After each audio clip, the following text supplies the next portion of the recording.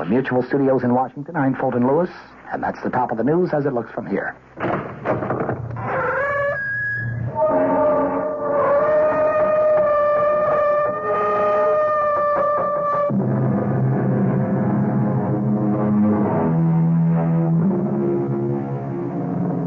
Come in. Welcome. I'm E.G. Marshall. Welcome to the sound of suspense. Welcome to the fear you can hear.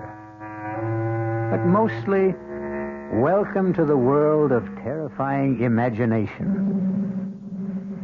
The story you're about to hear is a love story. But a love story which begins at the point where many love stories end. It begins after the wedding march has been played, after the vows of love and fidelity exchanged. It begins on the honeymoon in a strange and terrifying fashion. Don't come near me. Stay away from me, Dad. Susan, are you out of your head? I saw her picture. Do you hear me? I found her picture on our honeymoon.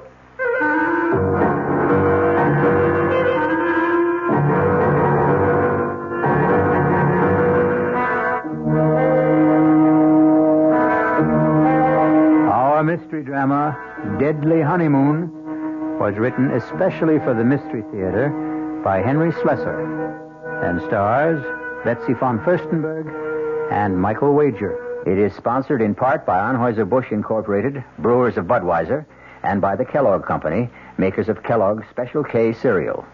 I'll return shortly with Act One. There's nothing wrong with drinking Budweiser sip by sip, is there? Well, the brewers of Budweiser think there's a better way. Sipping's fine if you're drinking wine. But Bud is the king of beers, a hearty drink. Look, rinse a 10 or 12-ounce glass with cold water. Then open a can or bottle of Bud and pour it right down the middle so it kicks up a good head of foam. Now, take a big drink and then swallow big. No sips. That's how it should be done. More taste, more beer drinking enjoyment. Thanks to exclusive Beechwood aging, Budweiser has a smoothness that lets it go down especially easy. Sure, it's an expensive way to brew beer, but brewing beer right does make a difference. That's why, when you say Budweiser, you've said it all. Anheuser-Busch, St. Louis. This is WOR New York, your station for Mystery Theater. Now, ShopRite does the can, selling ShopRite brand of vegetables and cans. For quality that you can trust, for tasty corn, asparagus, for peas and beans, and gourmet scenes, for beef that beat all other treats. The only vegetables that can compare at all with ShopRite brand of vegetables you feed yourself instead of picking off our shelf. Now's the time to shop at ShopRite Can Blast. Now's the time to stock up while the values last. Stock up on ShopRite soda. 12-ounce cans for 79 cents. Potatoes that will make the meal, and carrots that have bigger peel. A succotash that makes a splash. Spinach that won't finish last. Now's the time to ask yourself, so why pay more? Now's the time to shop right now at ShopRite stores.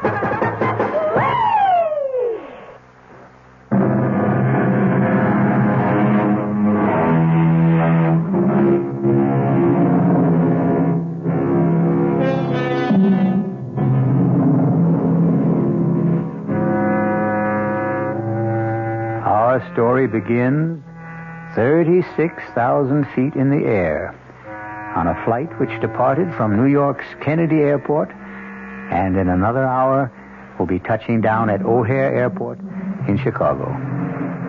There are almost 100 passengers on this flight, but an observant stewardess is giving special attention to that handsome couple in seats 18A and 18B. Perhaps it's because all honeymooners have a special radiance. Are you sure you wouldn't like some more coffee? Oh, no, thanks. Not for me. I wouldn't mind a cup. Here you are. Thanks. Just ring if you need anything else. You'd think we were the only people on this flight. As far as I'm concerned, we are. Oh, Dan, I feel absolutely drunk with happiness. Is that a funny word for the way I feel? No. It's a great word, Susan. I was flying hours before we got on the plane. Oh, what time did you say we land in Chicago? About 2:30. Is it far from the airport to the hotel? Oh, actually, it's only about a half an hour from O'Hare to downtown. About 16 miles. Still, I don't think we'll have time to make Evanston today, do you? Well, it might be better to go in the morning. You can call your aunt from the hotel. Dan, you sure you don't mind going to Evanston? I mean, I just couldn't possibly be a few miles away and not see Aunt Clara. Besides, I want to show off my new husband to somebody, and she's all the family I have. Was she your mother's sister? No, my father's. She came east when my parents were killed in that crash. Stayed with me for a month or so. That was about the most that either one of us could stand. She sounds like a holy terror. Oh, no, she's just crotchety, that's all. But she'll only be more crotchety if she learns that I passed through Chicago and didn't even stop by.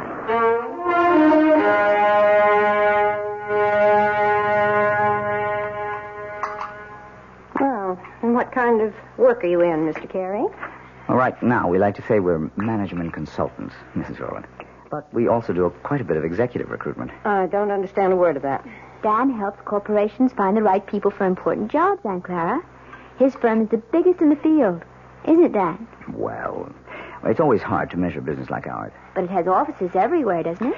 In most of the major cities, yes. And now Dan is going to take over the branch in San Francisco. He's going to manage the entire thing. Is that some kind of a promotion? Oh, of course it is. I asked the gentleman, Susan. Speak when you're spoken to. Oh, sorry. Yes, Mrs. Rowland, it is a promotion. Truth is, it's a job that everyone in my office has been after. Oh, it's just worked out so beautifully for us. I mean, Dan having to move to San Francisco. We're sort of combining a business trip with a cross-country honeymoon. And where do you go from here? Well, we're planning to stay 2 days in Chicago, and then we're going to Dallas. We're going to cross the Rio Grande into Mexico. I know a great little hotel in Monterey. Then we're going to Las Vegas. To gamble, I suppose? Well, it's no fun going to Las Vegas if you don't gamble a little. Your father never gambled for so much as a dime, Susan. That wasn't the way he made his fortune. Well, I promised not to bankrupt the family, Aunt Clara. Anyway, we're just staying in Las Vegas overnight, and then going to Los Angeles. 3 days later, I report to work. Thoroughly exhausted, of course. Well, that's your idea of a honeymoon. I hope you enjoy it. Susan, I suppose lunch is almost ready. You want to help me bring it out? Oh, yes, of course. Kitchen's this way in case you've forgotten. The truth is, I have.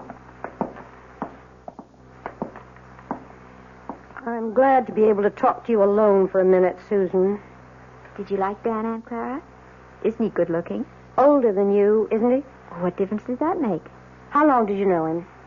Oh, we met at a party at the Williamsons.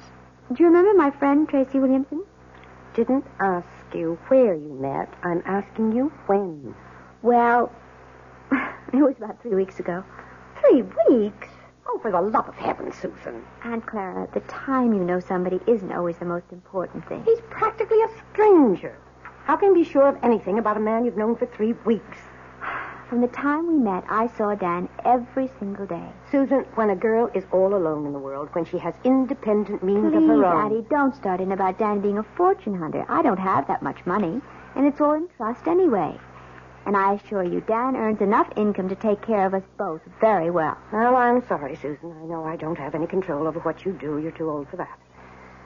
But I've seen something of the world, too, you know. And the most important lesson I've ever learned is never trust a stranger. Oh, Aunt Clara, that's ridiculous. Now, can we bring out the lunch?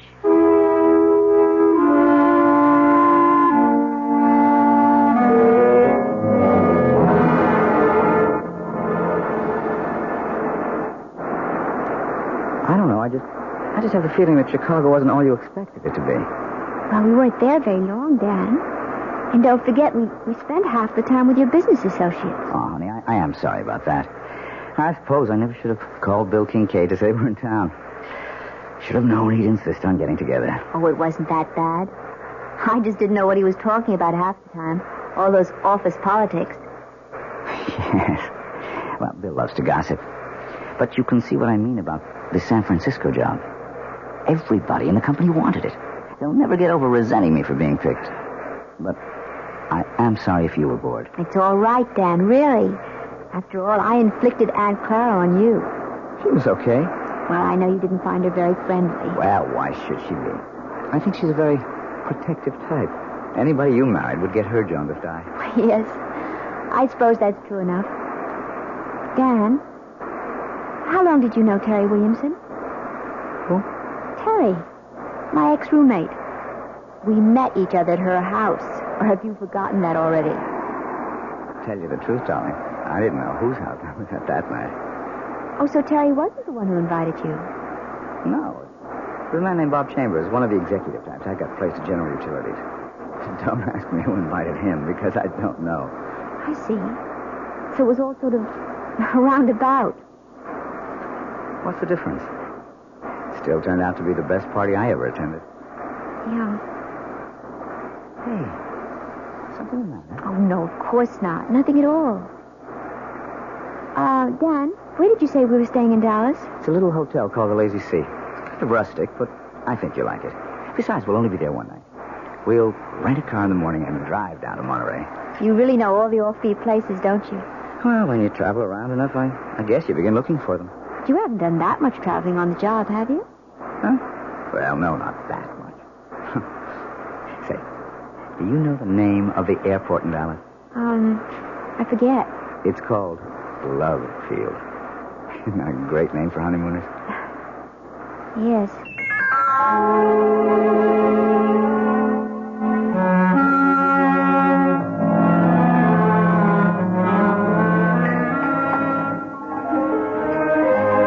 Hi, Susan. Oh, there you are. I was starting to worry. No, I had a little trouble with the phone lines back to New York, but I got through okay. Everything all right? Yeah, sure, everything's fine.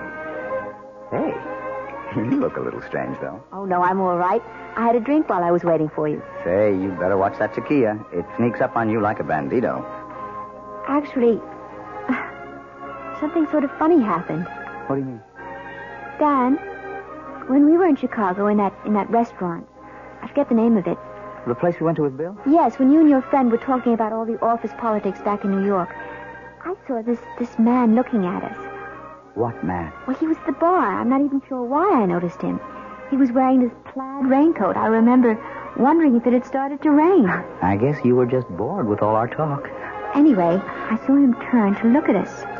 Probably to look at you. Can't blame him for that. The funny thing is, as soon as you turned around, he got up very quickly and left. Susan, I don't remember seeing anyone in a plaid raincoat. And I'm afraid I don't see anything unusual about it. Well, I guess I didn't either. I probably wouldn't have given it another thought, but I think I saw that same man here again today. In Monterey? Oh, you're kidding. I can't swear it was him. I didn't get a good look at his face the first time. All I really noticed was the coat. And you saw the coat again? Is that it? Yes. He was carrying it over his arm. Oh, darling. You know the story about the airport truck? Airport truck? No. Well, this guy on a plane looks out the window and sees one of those little red airport trucks. You know, fueling the plane, bringing food aboard, something like that. Anyway, the plane takes off from New York and lands in Chicago. Another little red truck comes out to meet it. The guy next to him says, "Hey, we made good time, didn't we?" And he says, "Yeah, but that little red truck really made time." Well, I can see that I didn't marry a great audience. Oh, I'm sorry, Dan. It's just, it bothered me a little. Oh, forget it. And speaking of airports, next up, the City of Angels.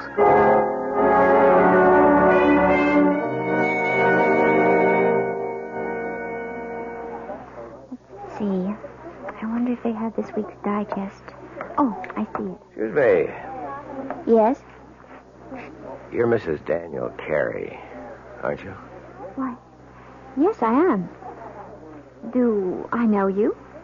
No, Mrs. Carey, but I know you. Saw your husband leaving the hotel about half an hour ago. Are you planning on meeting him? Wait a minute. I've seen you before. Have you? You're the man with the coat, the plaid raincoat. Well, you happen to be right. I do own a plaid raincoat, but with this nice sunny weather... Excuse me. Look, Mrs. Carey, I know it seems as if I'm following you. Yes, it does. Well, okay, it's true. But I've had a reason. Such as? could we talk about it someplace? There's a coffee shop in the hotel. I'm sorry. I don't even know who you are. Maybe it would help if I introduced myself. My name is Harrington, Lieutenant Gale Harrington, attached to New York City Police Department. Police? That's right, Mrs. Carey. So you see, what I have to discuss with you is police business. But what have I done? It's nothing you've done. It concerns your husband and what he might do.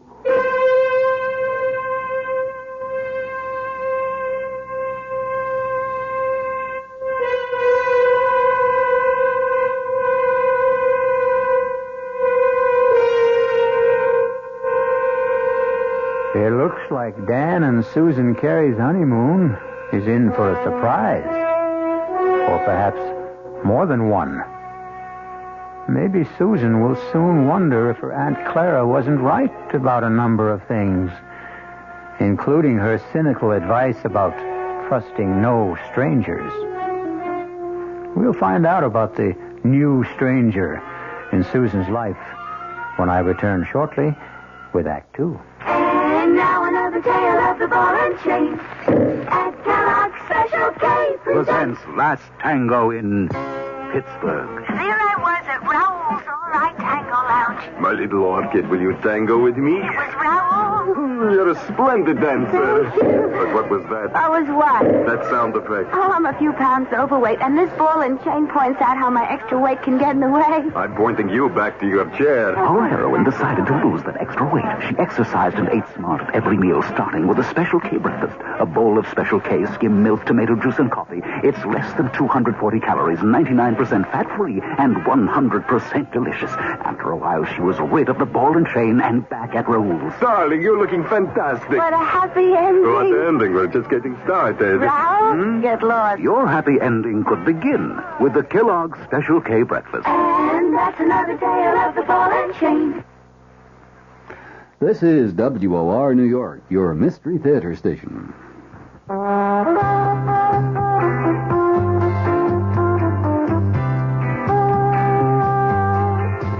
No matter what you're saving for, that's what Suburban Savings for Suburban. Suburban Savings offers you a regular savings account with flexibility. You can add any amount to your account whenever you wish. Withdraw whenever you want. Suburban Savings pays a 5.25% annual interest rate on regular savings paid quarterly, which earns an annual effective yield of 5.47%. Interest is compounded continuously from day of deposit to day of withdrawal, as long as $50 is maintained in the account to the end of the quarter.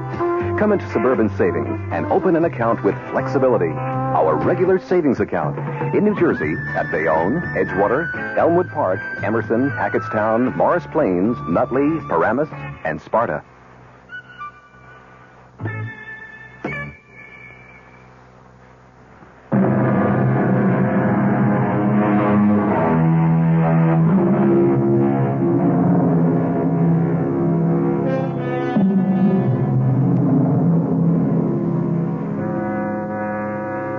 In the pleasant, cheerful atmosphere of a coffee shop in a large Los Angeles hotel, newlywed Susan Carey finds herself facing a man she has never seen before. A man whose solemn eyes look at her over a steaming cup of coffee and seem to warn her of nightmares to come. But so far, Lieutenant Gale Harrington of the New York Police Department is merely asking questions. How long have you been married now? Only about 10 days. Was it a long engagement? Did you know your husband for some time before? No, not very long. Well, could you be more specific? How long ago did you meet him? And where? Well, it's a month now. Just about that. A month? Then you really don't know much about him, do you? Oh, you and Aunt Clara. Beg pardon? Lieutenant, will you please tell me what this is about? Has my husband committed some crime? Is that what you're implying? Oh, I didn't say that, Mrs. Carey. But believe me, it would be helpful to both of us if you could just tell me a little bit about the circumstances. You know, I don't see why this has to be so one-sided. Now, please bear with me. All right. I met Dan at a party at a friend's house about a month ago. We talked a lot. We liked each other. We started dating. I saw him every single day. What business did he tell you was in? You make it sound as if he lied to me. No, I didn't mean to do that. He's a management consultant. I know he is. He's just gotten a very important job in San Francisco, head of the entire office. We're going there tomorrow. So that was the purpose of the trip. Yes. But since you've been married 10 days, I gather it's a honeymoon as well. Well, naturally it is. Yes, naturally. Lieutenant. Miss Carey, do you know if your husband was ever married before? Married? No. Are you really certain? It's police business. But tell me that Dan's a bigamist or something? No, Mrs. Carey, certainly not that. Then what is it? I'm going to tell you, but you have to understand one thing. Now, I am not assigned to this case anymore. My interest is strictly unofficial. I may be completely mistaken, but you're the only one who can prove it one way or another. Prove what? About whether your husband ever called himself Don Crawford. And once, 4 years ago, David Chase. See? All the same initials, like Dan Carey. You are saying he's a criminal? Not just a criminal, Mrs. Carey. A wife killer. You're crazy. I hope so. Believe me, I do. Let me start at the beginning. If you still think I'm crazy by the time I'm finished, I'll be happy to buy you that coffee and go on my way. But if you think I'm not, if you have any doubts, then I want you to tell me so and let me help you. All right. Go on. I know you're wrong, but go on. I first heard of Don Crawford back in 1965 when I was attached to the homicide detail in the Los Angeles PD. Mrs. Crawford was the former Edith Burbank. She was the youngest daughter of a wealthy family in Baltimore. Only when I saw her, she was never going to enjoy her money anymore. She was dead. Her throat had been cut by one of those, quote, mysterious intruders, unquote, that the papers like to write about. Her husband, Don, was broken-hearted, naturally. They'd only been married 4 weeks. But her death also made him some money. Not a fortune, really. There was a mix-up about her will, and he ended up with nothing but a handsome payoff from the family. Mrs. Carey, you okay? I can't believe I'm sitting here listening to this. I won't be long, I promise. Anyway, I was assigned to the Crawford case, and I didn't exactly cover myself with glory. You mean you never found the mysterious intruder? That's right. So naturally, you decided that maybe there wasn't any. Let me go on, Mrs. Carey, okay? Yes, go on. Anyway, I ran into a similar case about 4 years ago. The murder of a young bride, fresh from her honeymoon. A broken-hearted groom named David Chase. I thought Chase and Crawford were one and the same man. But I couldn't convince the district attorney of the resemblance. But I am still convinced, Mrs. Carey. And you think Dan is the same person? Oh, he's changed again, of course. His hair is lighter than Chase's. He's thinner and paler. But there's something about the face I can't forget. And even if it's true, you still have no proof. Is that it? You couldn't solve your case, so you're holding on to your first solution. Wait, Mrs. Carey. Let me tell you why I was so sure that Crawford and Chase were the same man. It was because of the honeymoon. What? It's my theory that their honeymoons were identical. A compulsive honeymoon, you might say. That is ridiculous. Criminals are like that. Creatures of habit, most of them. Afraid to change a pattern, maybe for fear that their luck will change with it.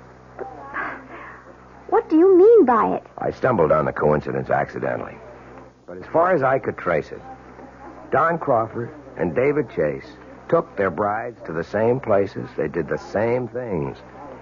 And I knew that if I ever saw that pattern duplicated, I would have my killer. I hope I'm wrong, Mrs. Carey. But you are the only one who can tell me. And my first question is this. Was your first stop Chicago? Yes. Yes, of course it was. And you knew that.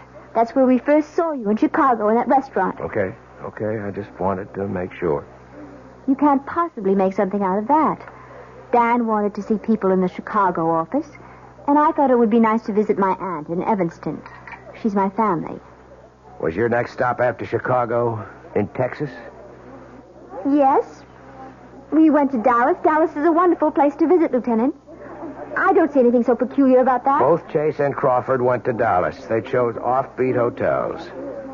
I guess they didn't care to be seen very much.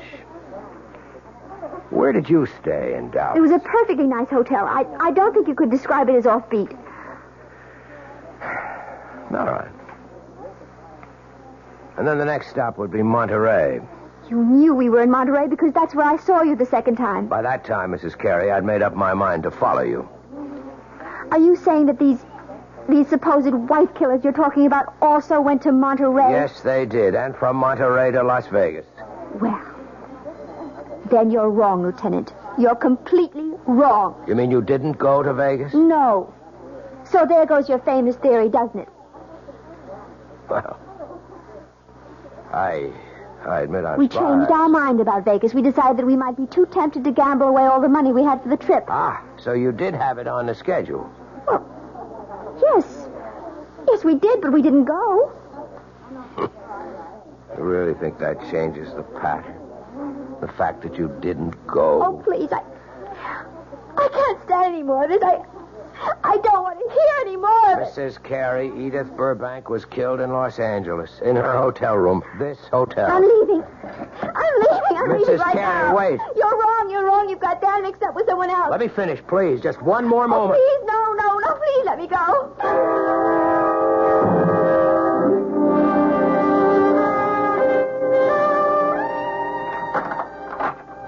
Well, there you are. Oh. I didn't realize that you were back already. Yeah. I told you I wouldn't be gone more than half an hour. I thought you'd be in the room. I went downstairs to get a magazine. Didn't they have any? Well, I guess I forgot to buy one. I got to looking in the windows of the dress shops, and I forgot my original purpose completely. Susan, are you okay? Of course. Why do you ask? I don't know. You've got that funny look in your eyes again. Have I? Doesn't matter. They're still the two most beautiful eyes in the world. Hey. What is this? Don't tell me the honeymoon's over so soon. Why do you say that? That was like kissing a snowman. I guess I just don't feel like myself today. I think maybe... all this traveling has worn me down a little. Oh, I'm sorry. Well, we don't have much further to go. Just one more plane trip to San Francisco. Yes. Look, maybe you'd rather not go out tonight. Maybe you ought to stay in, order some dinner in the room. I don't mind. But you wanted to go to that restaurant, the one you told me about. You've been looking forward to it. The Landmark? Yeah. Well, I did want to try the place. It was supposed to be really spectacular. But you've never eaten there before. Well, no, how could I? I've never been in L.A. before. I was thinking today that, well, you seemed to know the city so well when we drove around. You didn't seem to have the slightest trouble. The streets are very well marked in this town. It's really a pleasure to drive here. Look, you know what I think? I think you ought to take a nap before dinner. Yes. I was thinking of lying down, but I don't think I can sleep. Okay, then. Just read your magazine. Wait a minute, you haven't got one. I'll take care of that. Where are you going? Going to get my bride something to read. How about a nice magazine about cooking? You know, I never did ask you if you can cook. Just get me a news magazine of some kind, all right? Uh-huh, the brainy type.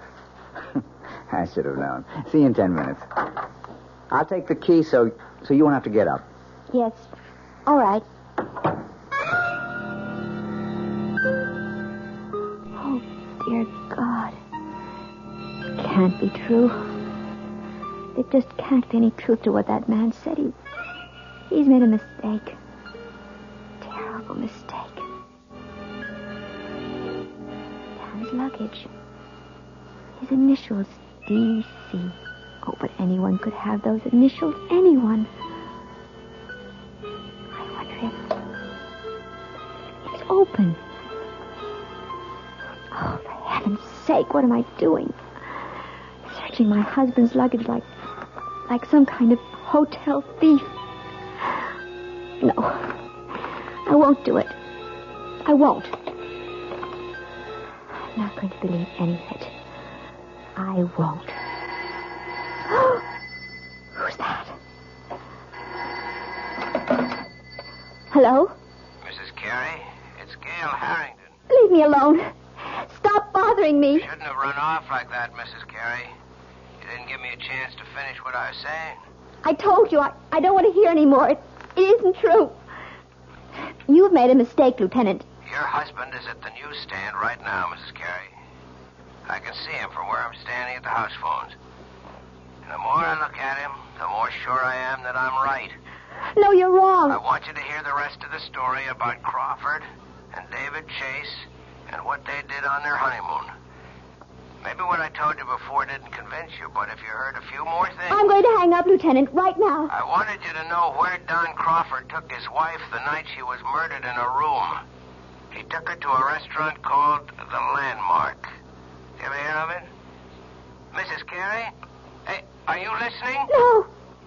No, I'm not listening. I won't listen.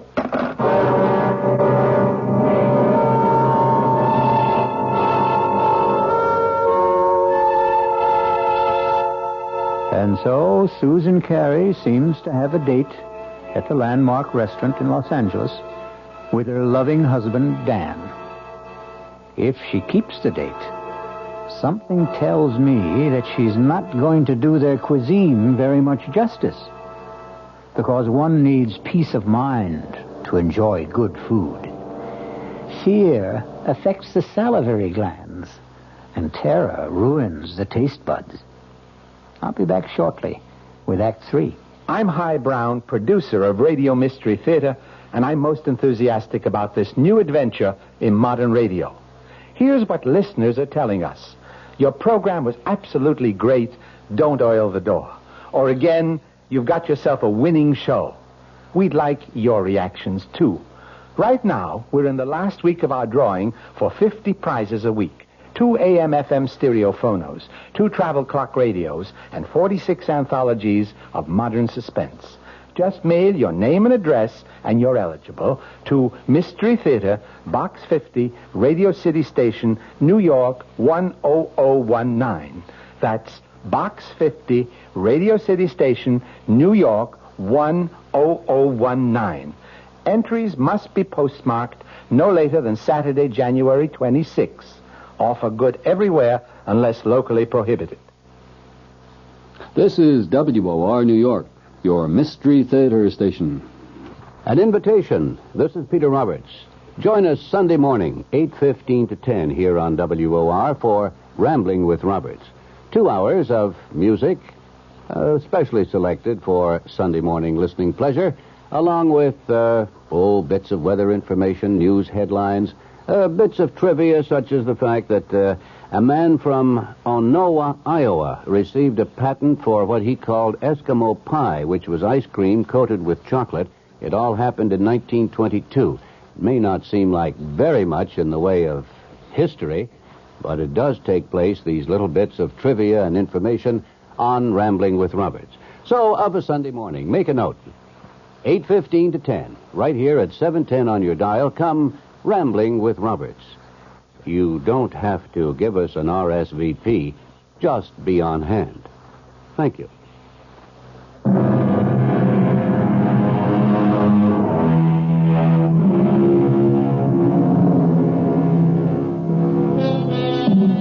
Well, what have we here? A quiet meal for two at the Landmark restaurant? No. We seem to be in a hotel room.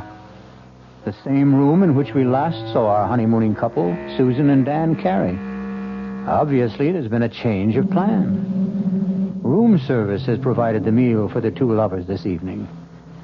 Can it be that Susan Carey has decided that if there is a pattern, it must be broken? Have some more wine, honey? No. I really don't think I want any. Hey, come on. You know what this bottle cost? You shouldn't have been so extravagant. Uh-oh. That sounds more like a wife than a bride. Well, $18 is an awful lot for a wine, Dan.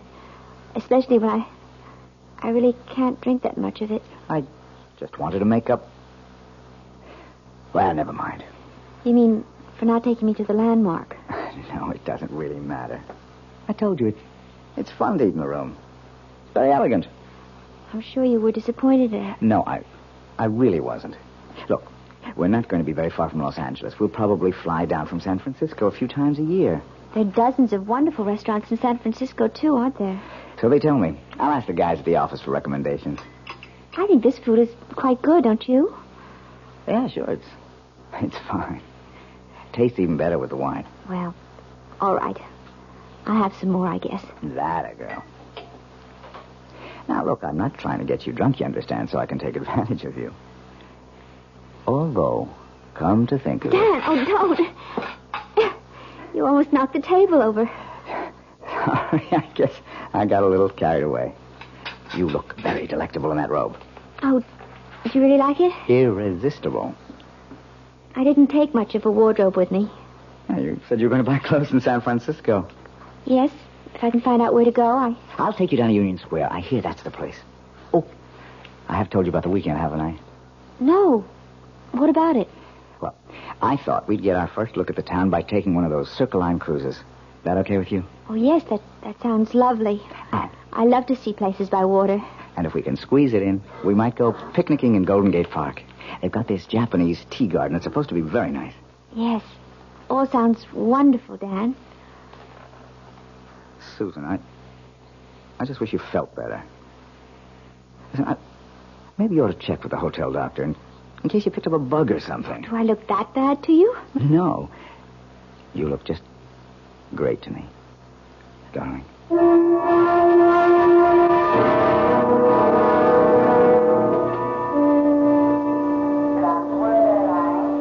Yeah, I think that'd be a good idea, honey. Reserve the car ahead of time. Then we can pick it up right away in San Francisco. Whatever you think, Dan. You wait right here. I'll go over to the counter. It's all right. Be back in 10 minutes. All right, Dan. Mrs. Carey. Oh, no. Not you again. I didn't mean to startle you. Go away. Please go away. I don't want to see you anymore or hear anything you have to say. Now, I know that I seem to be persecuting you or something. As you can see, Lieutenant, I am in perfectly good health. I was not murdered in my sleep in that hotel room. Look, Mrs. Carey, I've only got a few minutes before your husband gets back. I just wanted to finish my story about this other guy, this David Chase. I don't care if you are a policeman. I'll call someone and have you arrested for bothering me. David Chase's wife didn't get killed in Los Angeles. She died in San Francisco. Where? In a hotel room? No, not there. But they stayed at the San Remo. Is that where you're staying? Yes, but millions of people do. No, there wasn't any mysterious intruder this time. In fact, Mrs. Chase's death was listed officially as an accident. She had a little too much to drink at dinner, and her feet got tangled up on top of a very steep hill. The fall broke her neck. It was her very first day in San Francisco. She and her husband had quite a day, too. They took one of those boat cruises to see the city. Then they went to Golden Gate Park, to the Japanese tea garden. Miss Carey, are you okay? No. No, I'm not okay. How could I be? That night they went to a restaurant called the Vendome. That's where the lady drank too much, at least according to her husband. Oh, dear God. Listen, Mrs. Carey, I can't follow you anymore. I've got a job to get back to. I want you to take this. Gun. Quiet. Don't draw anyone's attention to us. Just take it. If I'm wrong and you don't need it, fine. Just throw it away. No. I don't want I it. cannot have you on my conscience, don't you understand? All right. Yes, all right. I'll take it. I still say you're wrong. I hope so. But I don't think I am.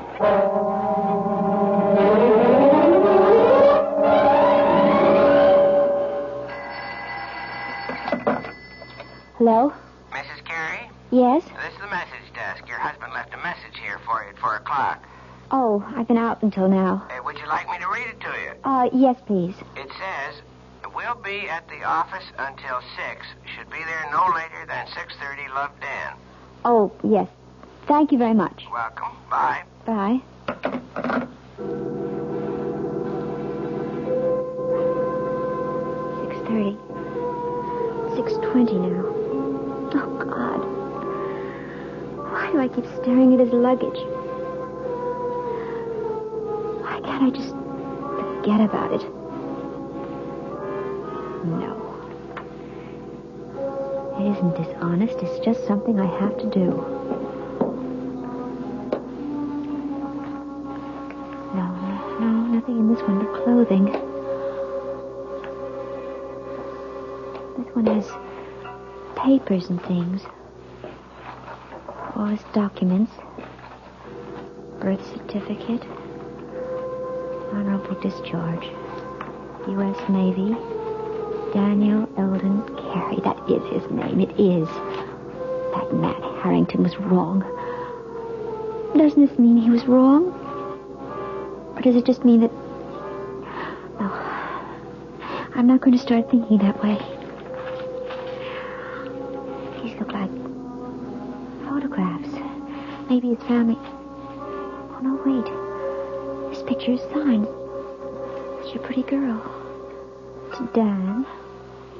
All my love forever, Edith. Edith. What was the name he said? That policeman, what was the name that man's wife was? Wasn't it Edith? Oh, no. Who is it?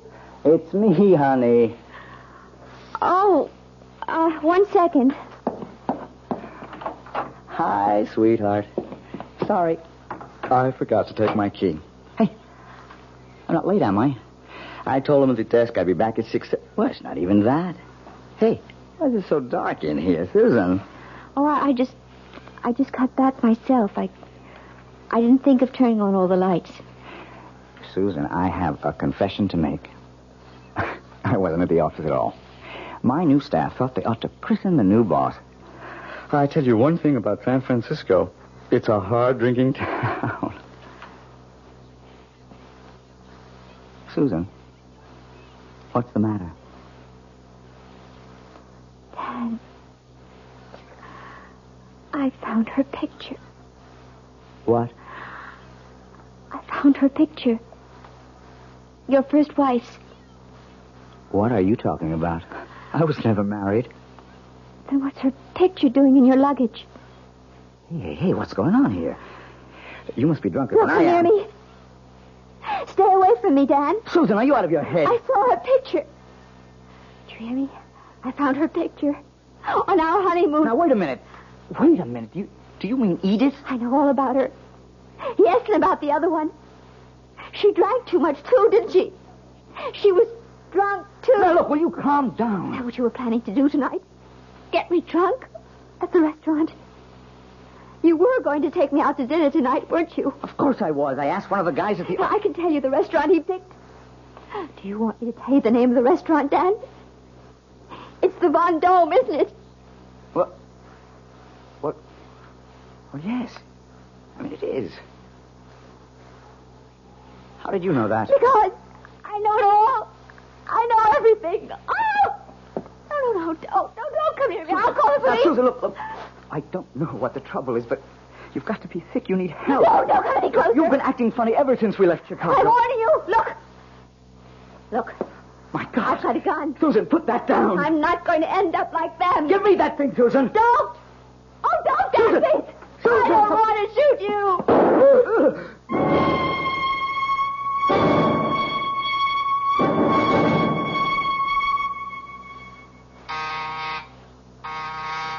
One second. Wow. Mr. Harvey? Mrs. Carey, I didn't know that you were... Look, let me just get a shirt on. I was just shaving. I'm sure you're surprised to see me, aren't you? Yeah, I am. I didn't expect that you'd... what brings you back to L.A.? I'm sure you know, Mr. Harvey. That is the right name, isn't it? Not Harrington? I guess that means you know all about my little joke. The gun wasn't a joke, was it?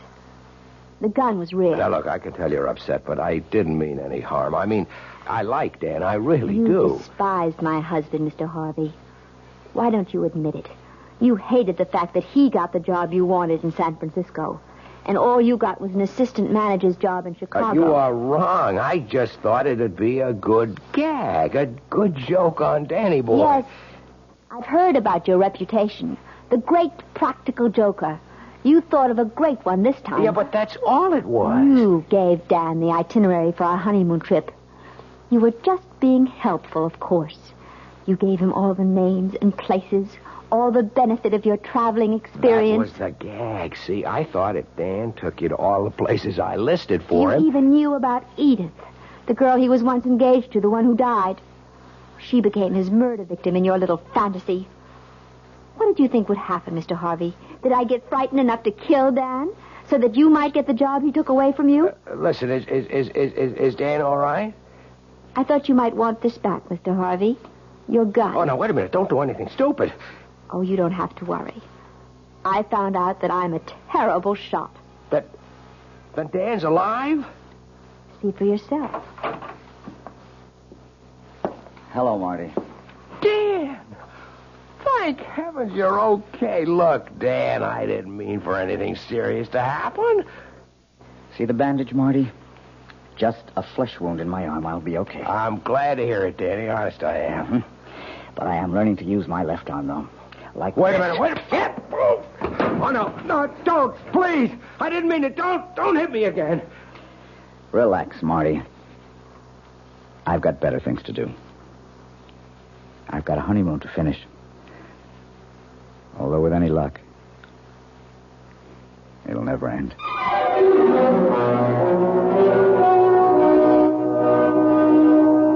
So you see, even murder stories can have happy endings. Martin Harvey may have spoiled Susan and Dan's honeymoon, but that doesn't mean he managed to spoil their marriage. No. If that's going to happen, Susan and Dan will take care of that all by themselves. I'll be back shortly. Hello, this is Joe Franklin. Ladies and gentlemen and boys and girls, for the very latest in nostalgia, for the ultimate in remembering, please join with me on Saturday nights from 9:05 to 11 o'clock, where memories are truly happening right here over WOR Radio. It is my privilege to present radio's original Memory Lane program, but positively the original. And whether it's Al Jolson or Benny Goodman or Louis Armstrong or Eddie Cantor or Harry James or the Dorseys, Mario Lanza, Gene Krupa, the young Frank Sinatra, George M. Cohan, Bing Crosby, Bogart, Lombard, Cagney, and all those happy times of radio's comedy and drama and soap opera. We have it fascinatingly, and all the sounds are reproduced crystal clear Saturday nights from 9:05 till 11 over WOR Radio. Yours truly, Joe Franklin, hosting Memory Lane. Tune in.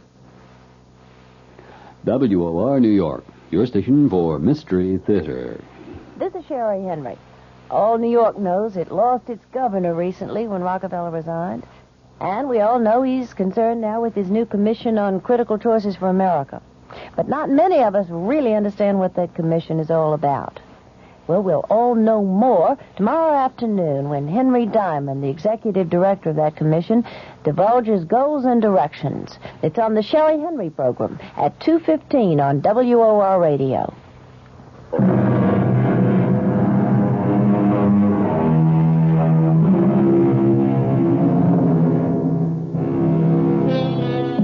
A purist might claim that the story you have just heard isn't a murder story, since no one was actually killed.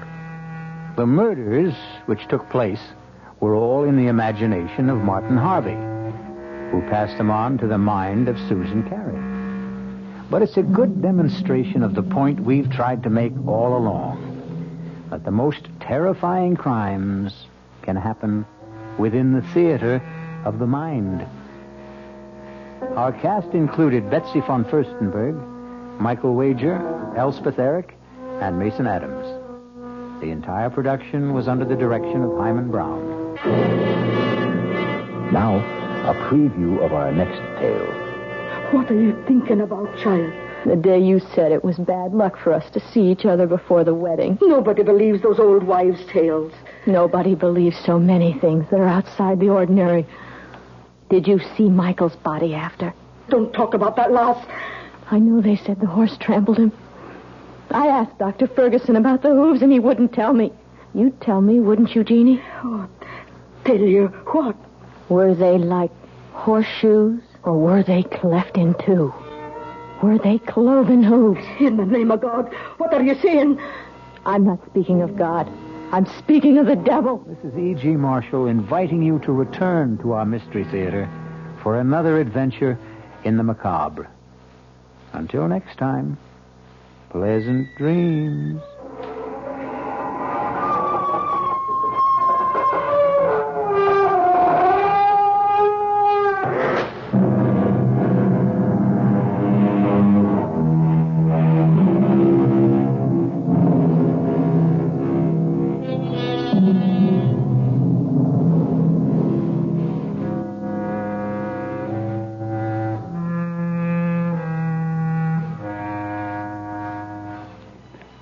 The WOR Mystery Theater was brought to you by ShopRite Supermarkets, where you get a lot more for a little less, and by Suburban Savings with offices throughout North Jersey. The preceding Mystery Theater program was furnished by the CBS Radio Network.